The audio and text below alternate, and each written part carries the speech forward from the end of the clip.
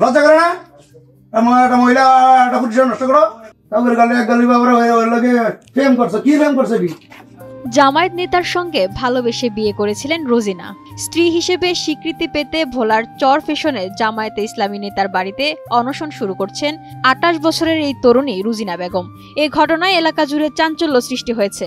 তরুণীর অনশনের খবর ছড়িয়ে পড়লে জামায়াত নেতার বাড়িতে তরুণীকে দেখতে ভিড় জমান এলাকাবাসী। শুনি বলে বিয়া করছে, শুনি আমরা দেখতে আইছি আর কি। শুনছি যে হেলালে বলে বিয়ে করছে আজকে ৩ বছর আগে। এই বউ এসে বাড়ি করছে, এখন আমরা দেখতে আইলাম আর কি দেখুন। শুক্রবার বিকেলে চরফেশন উপজেলার এওয়াজপুর ইউনিয়নের জামায়াতে ইসলামীর সেক্রেটারি সাইফুল্লাহ মানসুরের বাড়িতে গিয়ে অনশন শুরু করেন একই উপজেলার মুজিবনগর ইউনিয়ন ৩ নম্বর ওয়ার্ডের জসিম মুন্সির মেয়ে রুজিনা বেগম নামের ওই তরুণী। সে যদি আমার স্ত্রী হিসেবে স্বীকৃতি না দেয় তাহলে আমি এখানে বিষ খাবো বা আত্মহত্যা করব। এদিকে তরুণীর অনশনের খবর পেয়ে গা ঢাকা দিয়েছেন জামায়াত নেতা ও তার পরিবারের লোকজন। অভিযুক্ত সাইফুল্লাহ মানসুর ওই ইউনিয়নের জামায়াতের সেক্রেটারি ও মৃত মাওলানা আবু তাহেরের ছেলে। ভাড়া নিয়ে থাকি, সে মাঝে মধ্যে যাইতো যাইতো যায়া সন্ধ্যা যাইতো, রাত থেকে সকালে আসা করতো। আর সব খরচপাতি আমার বহন করতো।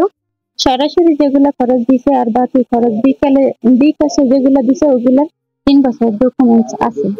তরুণী রুজিনা বেগম জানান, সাইফুল্লাহ মানসুর তার দুঃসম্পর্কের ফুফাতো ভাই হওয়ার সুবাদে গত ৩ বছর আগে মুজিবনগর ইউনিয়নে রোজিনার বাসায় বেড়াতে গিয়ে পরিচয় হয় দুজনের মধ্যে। প্রেমের সূত্র ধরে সম্পর্কের দীর্ঘদিন পর পরিবারের অজান্তে পালিয়ে বিয়ে করেন দুজন। আমারে আসতে বলছে সাইফুল্লাহ,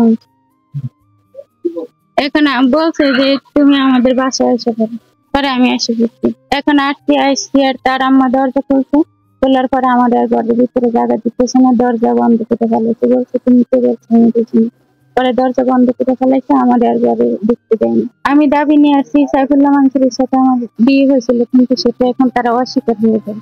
শুক্রবার বিকেলে জামায়াত নেতা সাইফুল্লাহর বাড়িতে গিয়ে দেখা যায় তালাবদ্ধ ঘর। ঘরের বাইরে সিঁড়ির টুলে বসে অনশন করছেন তরুণী। অনশনরত তরুণী বলেন, আমাকে বিয়ে করে দীর্ঘদিন সংসার করেছে সাইফুল্লাহ। এখন তার মা বাবা আমাকে মেনে না নেওয়ায় সেও আমাকে স্ত্রী হিসেবে স্বীকৃতি দিতে অস্বীকার করেন। বিয়ে না করলে আমার আত্মহত্যা করা ছাড়া আর কোনো উপায় নেই। এর সাথে আমার বিয়ে হয়েছে, কিন্তু সে যদি আমার স্ত্রী হিসেবে স্বীকৃতি না দেয় তাহলে আমি এখানে বিষ খাবো বা আত্মহত্যা করবো। এছাড়া আমার কোনো উপায় নেই। আমি দাবি নিয়ে আসছি সাইফুল্লাহ মানসুরের সাথে আমার বিয়ে হয়েছিল, কিন্তু সেটা এখন তারা অস্বীকার হয়ে যায়। এখন আমি স্বামী স্বীকৃতি, আমি তার স্ত্রী স্বীকৃতি চাচ্ছি।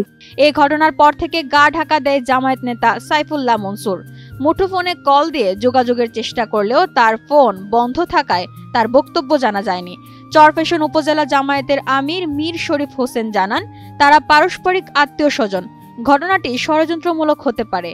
আমরা বিষয়টি খতিয়ে দেখার জন্য ৩ সদস্য বিশিষ্ট কমিটি গঠন করেছি। কে দোষী বা নির্দোষী এটা এখনো বুঝতে পারিনি।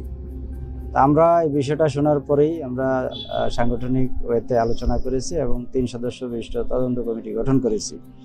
যদি সে দোষী প্রমাণিত হয় তাহলে অবশ্যই তার বিরুদ্ধে সাংগঠনিক ব্যবস্থা গ্রহণ করা হবে। সে আমাদের দলের যে যত বড় নেতাই হোক, আমরা দোষী প্রমাণ হলে সেটা ছাড় দেব না। আমরা জেনেছি যে তারা পরস্পর আত্মীয় স্বজন, তো সেই হিসাবে আত্মীয় স্বজনদের মধ্যে অনেক সময় দেখা যায় যে বিভিন্ন ফ্রিকশন থাকে।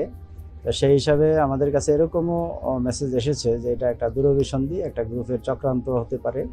তো সেটা আমরা খতিয়ে দেখছি, সবগুলো মিলিয়ে আমাদের তদন্তের রিপোর্টে আসবে। যদি ব্যক্তি দায়ী হয় তাহলে ব্যক্তিকে নিতে হবে, সংগঠন এখানে কোনো দায়ভার নেবে না, এটা আমাদের স্পষ্ট কথা। শশীভূষণ থানার ভারপ্রাপ্ত কর্মকর্তা তারিক হাসান রাসেল বলেন, এ বিষয়ে লিখিত অভিযোগ পেলে আইনগত ব্যবস্থা নেওয়া হবে।